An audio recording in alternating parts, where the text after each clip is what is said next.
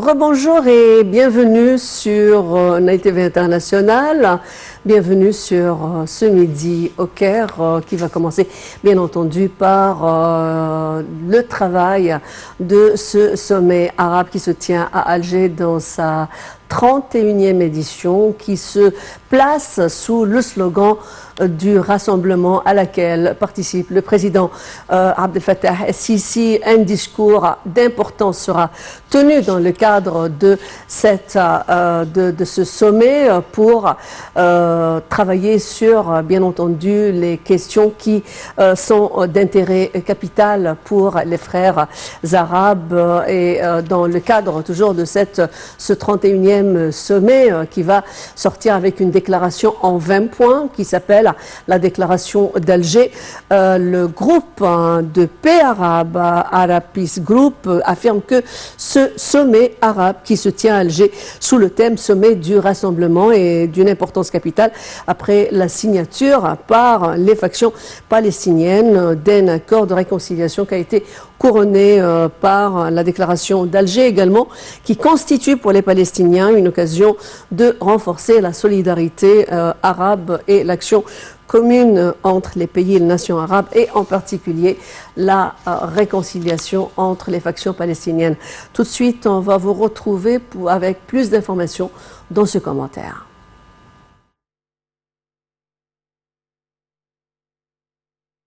Le groupe de paix arabe Arab Peace Group a affirmé que le sommet arabe qui se tient à Alger sous le thème sommet de rassemblement après la signature par les factions palestiniennes d'un accord de réconciliation couronné par la déclaration d'Alger constitue une occasion pour renforcer la solidarité arabe et l'action arabe commune, vu les intérêts communs entre les pays de la nation arabe. Selon des sources médiatiques, le groupe s'est félicité dans son message adressé aux dirigeants participants au 31e sommet arabe à Alger de la tenue du sommet arabe qui intervient après la signature par les factions palestiniennes de l'accord de réconciliation. Il s'agit d'une occasion pour consolider la solidarité arabe au mieux des intérêts des pays arabes et soutenir la question centrale des Arabes, en l'occurrence la question palestinienne, selon le groupe, ajoutant que les agressions commises contre le peuple palestinien sont une violation flagrante des lois et usages internationaux qui soulignent ses droits légitimes, dont son droit à l'autodétermination et à l'édification de son État national indépendant sur sa terre. Le groupe de paix arabe a exprimé son aspiration à renforcer l'action arabe commune au regard des intérêts communs de la nation arabe, soulignant sa pleine disposition à apporter son appui à tout effort arabe, sincère visant à mettre fin aux tensions et à promouvoir un dialogue constructif. La situation exceptionnelle en Syrie, au Yémen, en Libye, au Liban et au Soudan exige un traitement exceptionnel qui préserve la dignité humaine et les droits de l'homme, ainsi que l'unité des pays et leur souveraineté et favorise le développement, selon le groupe de paix.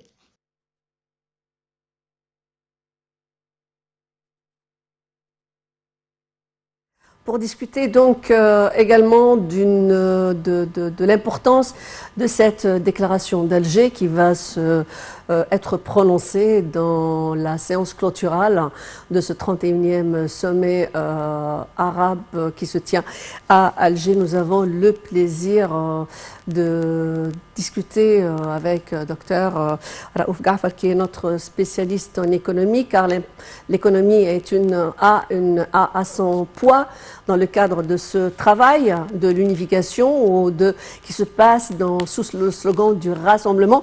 Bienvenue, Dr Raouf Ghafar. Tout d'abord, comment vous voyez, quel regard jetez-vous sur l'importance de ce sommet, ce 31e sommet, à rappeler que l'Algérie a connu des sommets qui coïncidaient avec des situations extraordinaires, la guerre d'octobre 73,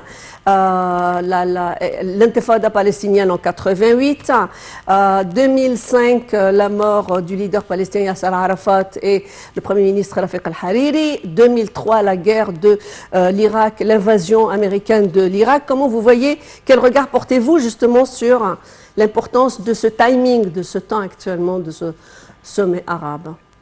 Un sommet très important, surtout que ça vient après une absence de 2 ans à cause de Covid, etc. Et comme vous l'avez dit, on appelle ça le sommet de rassemblement. après déjà 2 ans d'absence. À mon opinion, le fait que c'est en Alger, et c'est important, vous avez mentionné le rôle que l'Alger a joué sur le plan arabe dans les 20, 30, 40 ans même passés. Mais en principe, à mon opinion, la chose qu'on aspire le plus, c'est qu'il faut absolument, dans cette déclaration, créer un front solide qui soit derrière les Palestiniens.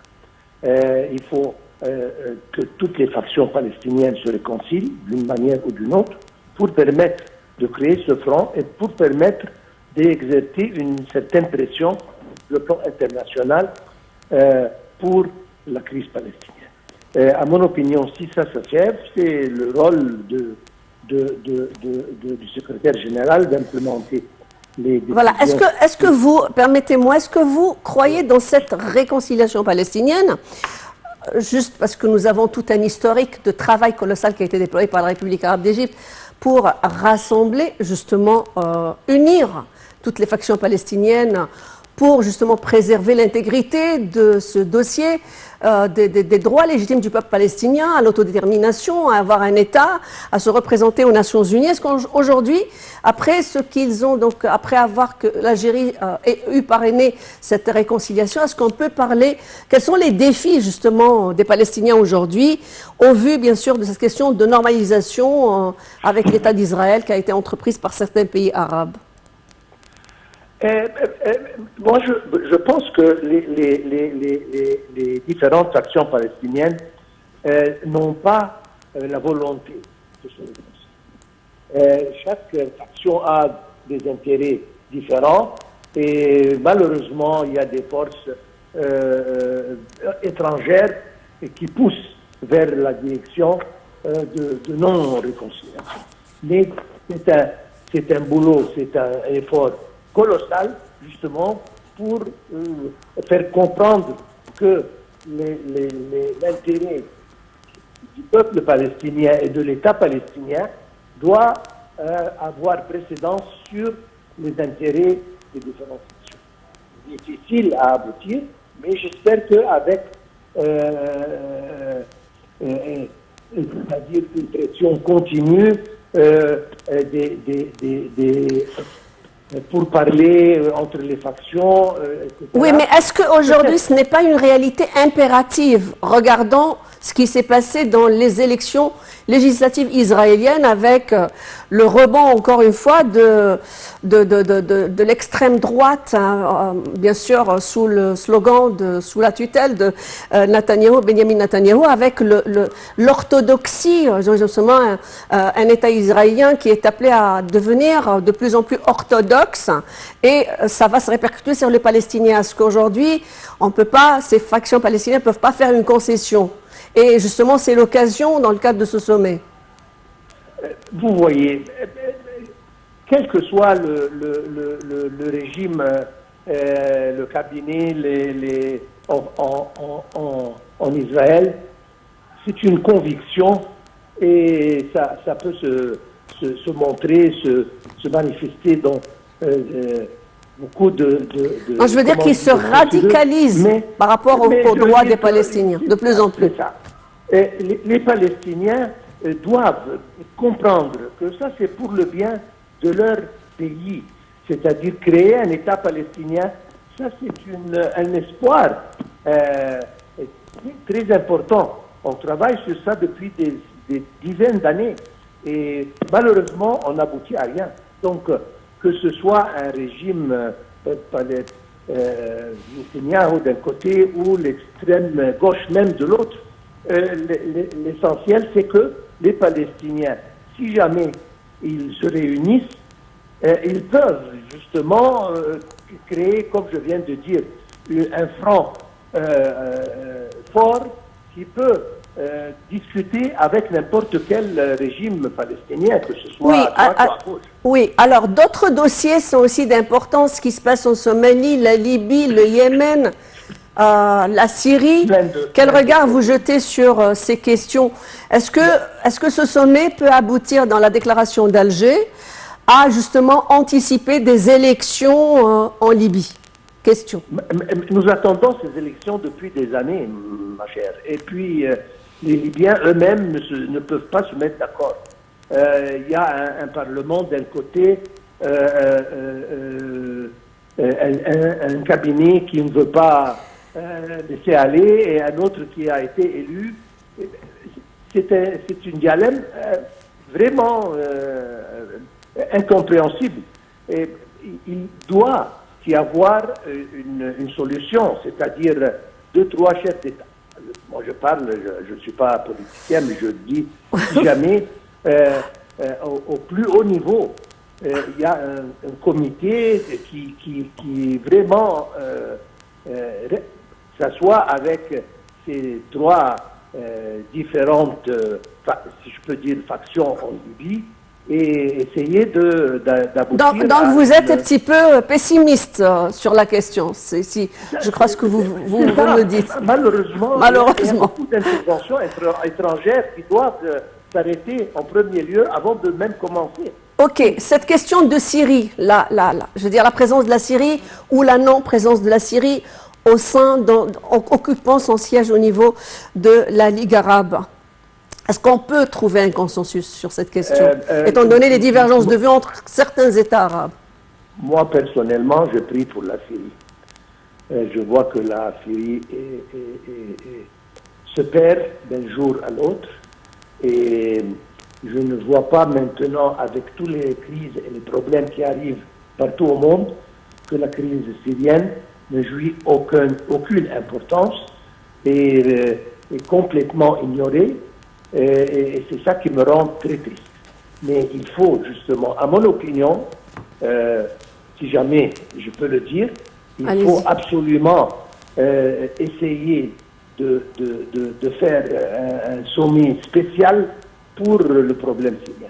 Et ça vaut que tous les dirigeants arabes restent ensemble pour trouver une solution. Mais justement, là, il va falloir que certains pays arabes changent de position et acceptent le fait que la Syrie occupe son siège au sein de la Ligue arabe.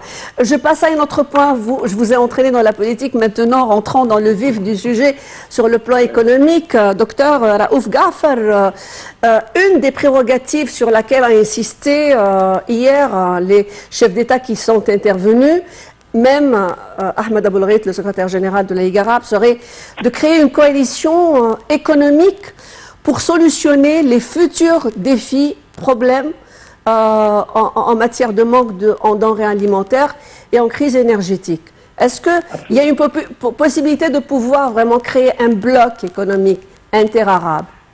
Nous avons commencé à penser de créer disons, union économique arabe depuis des dizaines d'années. Je pense que maintenant, avec les crises qui viennent l'une après l'autre, il faut vraiment reconsidérer ceci d'une manière très, très, très sérieuse. Nous savons qu'il y a des pays qui souffrent, manquent de beaucoup de choses. Il y a des autres qui ont pas mal de ressources, etc. Donc oui. Il faut avoir une certaine intégration, comme quoi cette unité économique doit se créer de façon à ce que le monde arabe doit représenter, comme justement l'Europe, une force économique très importante, surtout que c'est aujourd'hui l'économie qui oui, gère. Alors là je veux que vous interveniez, là, parce que c'est important aussi. C'est la position de ce monde arabe par rapport à ce qui se passe en Ukraine et en Russie. Quelle est la position de ce monde arabe sous le slogan, sous la tutelle du rassemblement? Comment va-t-il s'y prendre si jamais cette guerre est appelée encore à se prolonger, peut-être à devenir de plus en plus pertinente et dangereuse au niveau de la création d'une vaste guerre? J'espère pas, mais comment vous le voyez? Est-ce qu'il y a des dispositions qui vont être prises pour justement cette question? Et à mon opinion, la guerre peut-être va prendre beaucoup plus de temps, mais ça ne va pas s'élargir. C'est-à-dire que ça sera toujours une guerre entre l'Ukraine et la Russie. Mais comme vous avez dit, le plus de temps que cette guerre prenne, le plus de souffrance pour les pays qui ont besoin de nourriture et qui ont besoin de grains, etc. etc. Donc, Ok. Par manque de temps, excusez-moi aussi, cette question d'ingérence iranienne. Ingérence iranienne d'une part, turque d'une autre part. Comment peut-on stopper ce char iranien et ce char turc? Les Turcs, vraiment, certainement, ils veulent leur intérêt. Ça, c'est normal. Ils cherchent leur intérêt partout. Et on doit, encore une fois, ce front arabe, si jamais cette force économique arabe, si jamais on peut la former, ça peut représenter une force de négociation avec les Turcs d'un côté pour les arrêter d'intervenir partout dans le monde arabe. Surtout en Libye. Est-ce qu'on peut arrêter justement l'ingérence de la Turquie en Libye? C'est la question. Est-ce que le sommet va répondre justement à cette question? D'une part, d'une autre part, est-ce qu'on peut stopper l'ingérence iranienne dans le type Irak, par exemple? Pour la question de cet État arabe qui est l'Irak, justement, qui est détruit par cette ingérence. C'est-à-dire, ce sont les Libyens eux-mêmes qui doivent être convaincus que l'intervention turque à la Libye n'est pas pour l'intérêt de la Libye. Mais les pays arabes, outre la Libye, ils ne peuvent pas prendre des mesures dans cette affaire. Donc, on doit convaincre les Libyens eux-mêmes qu'ils doivent dépendre sur eux-mêmes et que si jamais ils ont besoin de n'importe quoi, ils peuvent aller aux autres pays arabes au lieu de demander une intervention étrangère. Merci, docteur Raouf Ghafar. Excusez-moi parce que le temps ne permet pas plus. Merci pour votre intervention. Merci d'avoir donc partagé avec nous vos analyses. Merci à vous, docteur Raouf Ghafar, notre analyste politique. Et justement, du sommet, du 31e sommet qui paraît donc venir à un moment crucial via une autre manifestation planétaire, c'est la COP27 qui est aujourd'hui, et on est dans l'urgence climatique. Elle se place également dans l'urgence des changements climatiques. L'Égypte est au cœur du monde, Sharm el-Sheikh est au cœur du monde avec les travaux d'inspection faits par le Premier ministre Dr Moustapha Madbouli d'une part quand il a inspecté la zone verte, les dernières préparatifs, mais aussi la ministre Yasmine Foued qui a donc également vu les derniers préparatifs logistiques et écologiques. Tout de suite le reportage.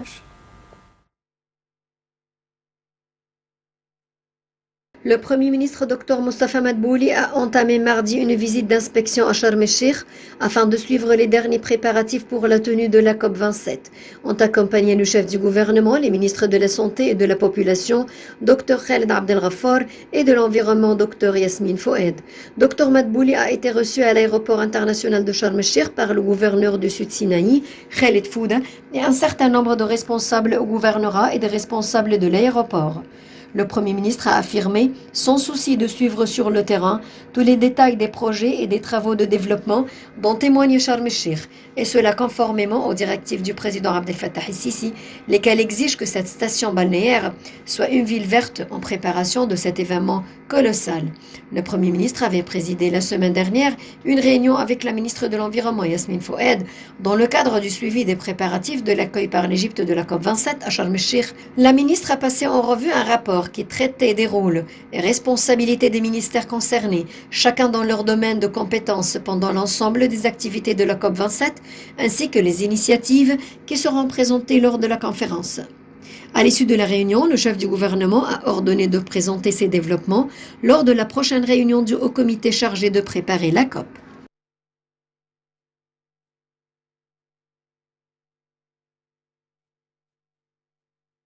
C'est la fin de ce Midi au Caire. Merci de l'avoir suivi. L'information continue sur la TV internationale.